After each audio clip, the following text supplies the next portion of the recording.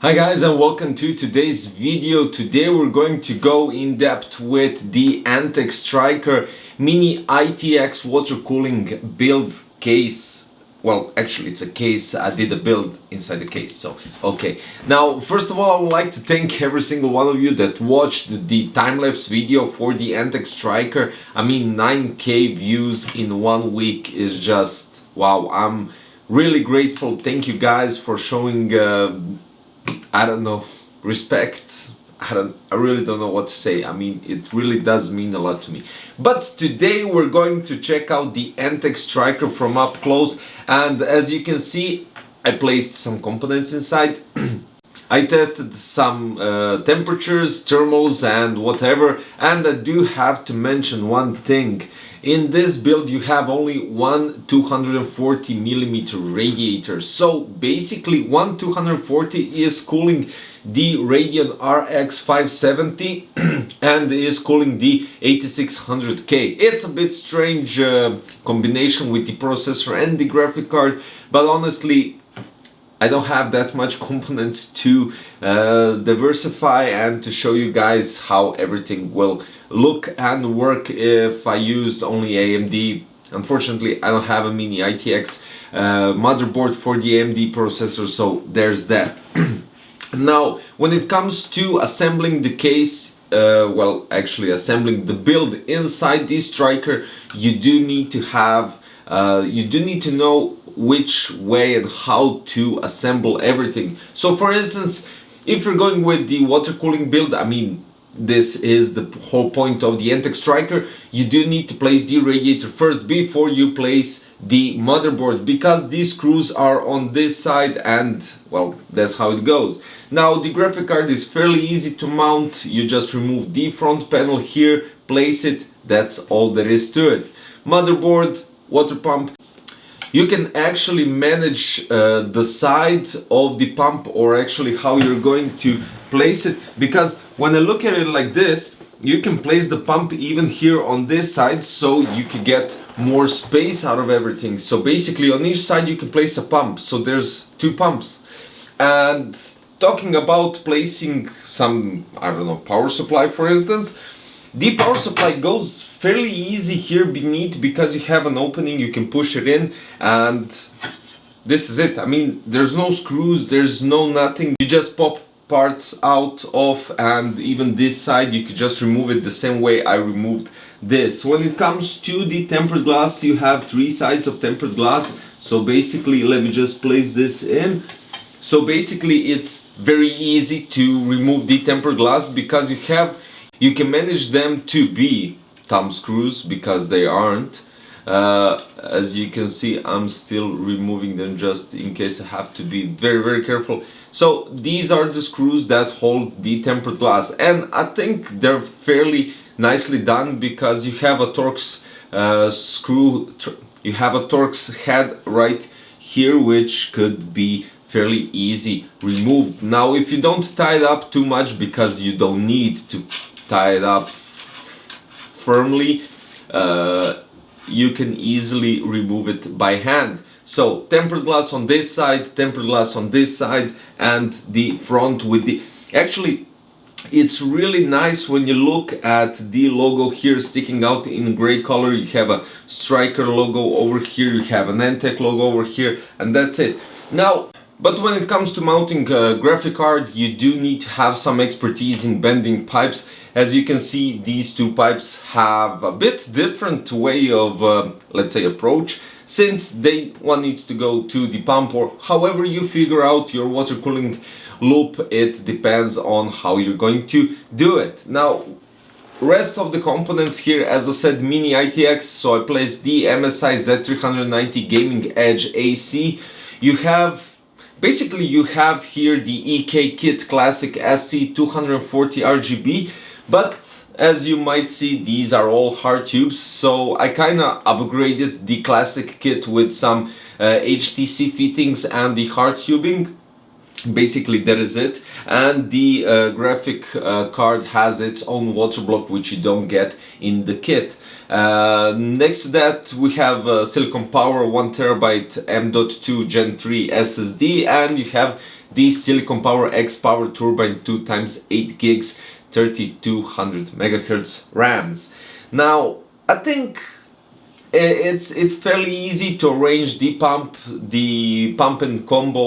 and reservoir combo, because as I said, you could remove it here, you could place it here, you could swap it, you could place it up or down depending on how much space you have actually to manage the pipes fittings. They all need to go somewhere, so basically there are some limits in doing pipe work or anything else, but basically if you manage everything and if you plan everything correctly, you could do a really nice build. Now it's time to talk about thermals. The thing is, we have one radiator 240, and this basically will prove if EK Waterblocks was correct when they stated that 240 SE can basically cool the graphic card and the processor at the same time. So here we have, now I played PUBG and Battlefield 1 on ultra details, and I know it's that is something extremely perfect, but still we have ultra details that are pushing the CPU and the GPU, since these are not high-end components. Now here we go. Now in Battlefield 1, no, this is PUBG, sorry. So in PUBG we have, let's go, we have 50, 60, around 60-70% CPU load, and the temperature is around 60 degrees. When it comes to GPU was constantly on 98%, so that's practically 100. It's 62, and of course the fans, since we have the EK Warder's RGB, which are 0 decibels, and basically even when they're spinning you can't hear them. 63 degrees on GPU. Now let's go and check something else. Okay, we have, yeah, I mean, we have here everything on ultra details. CPU actually goes up to 70% in some situations, and that's 63 degrees. Graphic card goes up to 64. Now it's time to go with Battlefield 1. Also everything on ultra, but I came to a problem. This components can't run Battlefield 1 on ultra because it has a huge FPS drop to 20-30 FPS, which I couldn't play. I had loads of stuttering and problems, so I switched. Okay, let's talk like this. On ultra details, Battlefield 1, 90% load on the CPU and 100% on the GPU. The temperatures were, CPU was 65 degrees and the GPU was 61. When we went to, I think this is medium details. So medium details, CPU 100, GPU 65, load temperature on the CPU was 65 and on GPU was 60. So basically I'm really impressed with the temperatures. Even though it's an open chassis, it still, you know, gets a bit warmer when it comes to the pipes. But there is something I didn't do, and there is something I didn't say.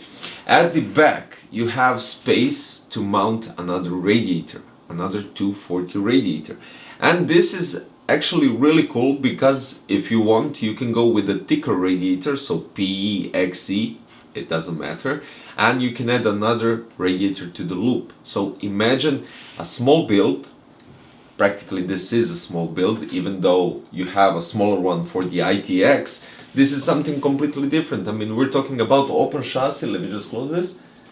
We have an open chassis, you have loads of space, you have loads of stuff that you can do here, and you can add two 240 radiators. Of course you can add the ANTEC Prisma, but in this case, since I was going with completely EK Waterblocks stuff and water cooling, I decided to go with the EK Warders. That's all there is to it. Basically in the middle over here there's a space for you to hide all the cables. Since I didn't have the direct cables from the power supply that I have here,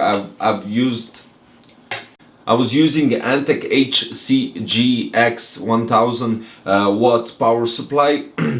and I didn't have direct cables directly from the power supply to the component, so I used the standard power supply cables and I used the cable mod extenders. So basically there are loads of cables over here, but imagine if you have a power supply that you already have cables.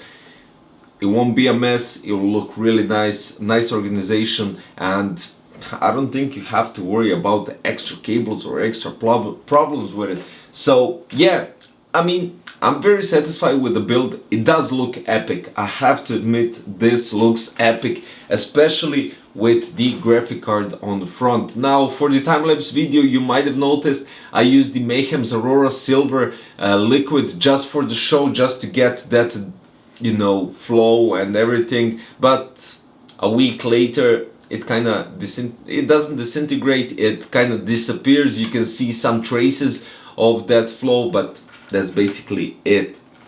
Guys, I don't know what to say. I mean, I think I said everything, and that's it. Thank you again for the 9,000, 10,000 views on the ANTEC STRIKER time-lapse video. After the video, you'll have, if you haven't watched it yet, you can watch it over there, and that's all there is to it. Thank you for watching. Don't forget to check the links below for the ANTEC STRIKER, and I'll put their power supply HCGX 1000 watts power supply from ANTEC.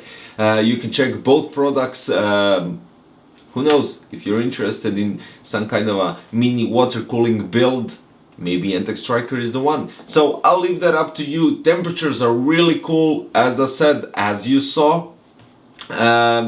That's all there is to it, guys.